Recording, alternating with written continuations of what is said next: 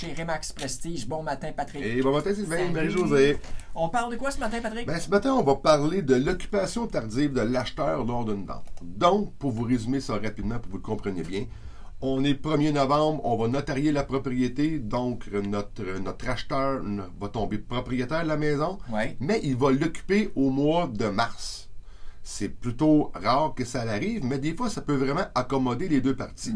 Les dates d'occupation sont toujours négociables lors de la présentation de la promesse d'achat, donc on peut avoir de la latitude. Un exemple, notre vendeur, lui, il est en train de se faire construire, il a mis sa propriété en vente, mais s'aperçoit que ses travaux vont être un petit peu plus longs pour bâtir sa propriété, donc il va pouvoir demander d'étirer son délai d'occupation plus tard dans le temps. Donc, le vendeur va devenir locataire? Le vendeur va devenir locataire et lui va il va avoir certaines obligations à respecter dans ce cas-là.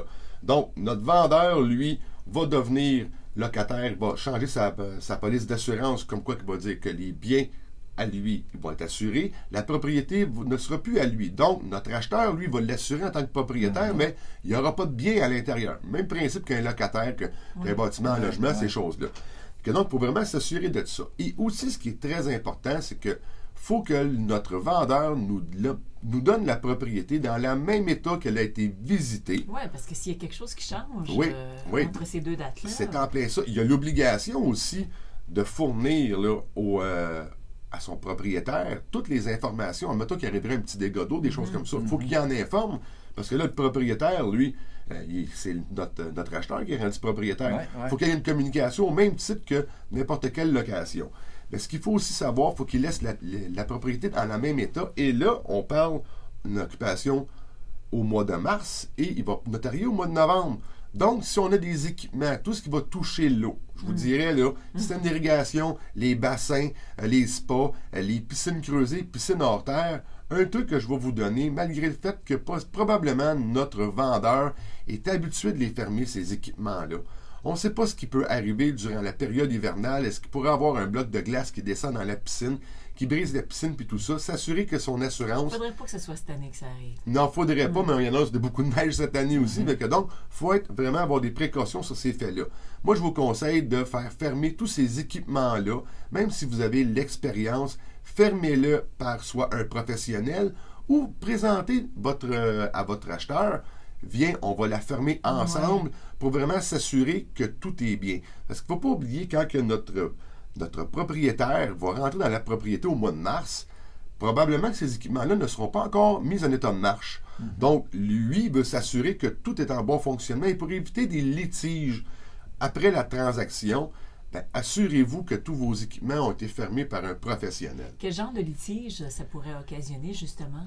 On parle d'exemple de bris. Ça peut être un bris. Là, on parle vraiment des équipements qui sont touchés par l'eau. Il peut y avoir d'autres équipements que j'ai oublié de mentionner. Mais est-ce que ça pourrait renverser la transaction?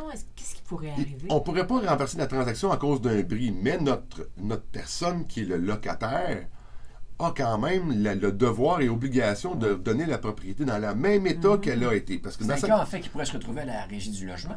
Non, il n'y a pas de régie du logement là-dedans, parce que c'est une entente de gré à gré entre un locataire et un propriétaire. C'est pas régi par le logement aucunement. C'est pas un bail comme ça. C'est pas un bail. C'est vraiment, dans la promesse d'achat, on va stipuler, il va y avoir un loyer de temps aussi de payer là, de la part de notre vendeur à l'acheteur. Il faut s'assurer, dans notre déclaration du vendeur aussi, là, elle est toujours liée à notre promesse d'achat, à notre transaction. Et on ne nous a pas déclaré que la piscine est hors fonction, que les bassins d'eau ne fonctionnent plus non plus, que donc ces équipements-là qui sont vraiment sur l'eau doivent avoir un état de fonctionnement lors de la prise d'occupation de la part de notre acheteur. Patrick, l'Halloween s'en vient, la gang de Remax, vous faites quelque chose de... Oui, mais c'est l'équipe Patrick Lapalme qui, pour notre 3e année, on a fait ça les 2 premières années, ça a commencé tranquillement. Et là, cette année, on était approché par Saint-Charles-Borromée pour vraiment se joindre officiellement à eux pour la grande trotte. Et puis le 31 octobre, ne gênez pas, venez nous voir. À quel endroit physiquement? On est vraiment à Saint-Charles-Borromée sur Pierre-Mercure. Il y a plusieurs accès là, qui sont là. Il va y avoir beaucoup d'animations dans les rues. Julie Barry du M va être présente, pas du M, excusez, du O va être présente avec nous cette soirée-là. Nous autres aussi, de costumés, on va distribuer aux 1000 premiers enfants des sacs à bonbons aussi avec le dépanneur Jean-Louis qui nous commande aussi. Là. Ça va vraiment être le fun. Soyez présents et venez nous rencontrer. Là. Ça va vraiment faire plaisir. Le café va être là. Environ vers les 4 heures, on devrait être là jusqu'à 7-8 heures, tout dépendant là, de l'achalandage où on va être présent sur les lieux sans On va y faute. revenir le 31 au soir. Tu Oui. seras costumé comment? Probablement en Woody, là, je vous dirais, là, que je regarde un petit peu. Ça, c'est Julie Barry qui m'a convaincu, que donc, ça va être très On peut plaisant. voir Venez des en photos. grand nombre. Moi, vous allez Si on- voir du Facebook Si on aussi. veut te sans joindre, faute. Patrick, Ben, facilement au 450-499-5544 et voir toutes les chroniques passées. Gênez pas sur la chaîne YouTube et sur le Facebook. Tout est disponible. Patrick Lapalme, un but, une passion. Vendu! Vendu!